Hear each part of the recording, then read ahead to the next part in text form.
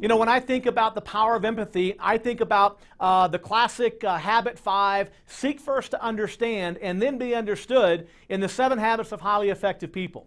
You know, empathic listening is really the process of listening with the intent to understand, not with the intent to reply. I have always kind of felt that empathy is creating a feeling with the way you're handling them where they sincerely feel that you feel like they feel. Did you get that? They sincerely feel and believe that you feel the way they feel. Now that really is what I consider empathy. The first type of person that I want to talk about is the interesting extrovert. Now you notice even in the title of the person, the word interesting is said. Now the reason I say the word interesting is that's what they like to be. In fact, they're rather talkative people, they're outgoing, they love to control conversations, they are real talkers. They would fit the image, if you will, of what most people consider a salesperson to be. The opposite end of the spectrum of temperaments and personalities is the interested introvert. Interested introvert. Now this person is soft-spoken. This person is an extremely good listener. This person loves to let the other person have control of the conversation. This person comes across very, very empathetically towards the buyer.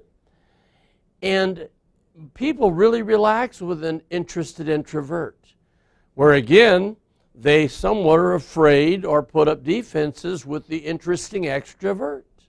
That it's so important that we try to relate to people. We can't expect them to change and to come around to our way of thinking. Really what we want to do is to relate to them in their situation. It really is the only way to truly be able to have empathy and be able to leverage that empathy to be successful in our life and our business. We have to listen with the intent to understand. Very often when we're having a conversation with somebody, even with a sales prospect or anybody in our business, well, sometimes we listen with the intent to reply. We're so busy thinking about what we're going to be saying, we're not paying attention to what they're saying, and we are listening with the intent to reply, not listening with the intent to understand. Habit 5 is the principle really to communicate effectively, and to do that we must first understand each other. So seeking first to understand. You know, one of the principles within respect, in respect, I guess, of Habit 5 is that we must first seek to diagnose before we can recommend. Now, it's a very simple axiomatic rule of thumb that when you're going to solve a problem for someone in sales, you have to truly understand that problem. You cannot diagnose a problem or recommend a solution to a problem without first diagnosing it. One of my basic beliefs in sales is that our primary job is to diagnose problems and recommend solutions to our prospects. Their job is to buy or not to buy. One of the biggest challenges that we get into sometimes when we're in the selling process is that we try to do the prospect's job for them. In other words, we are trying to decide whether or not they're going to buy or not to buy. We're making decisions about whether they can afford something or whether they might want something or not want something. And very often those judgments, those decisions that we're making about what our prospects may or may not do, they're really clouded by your own perception.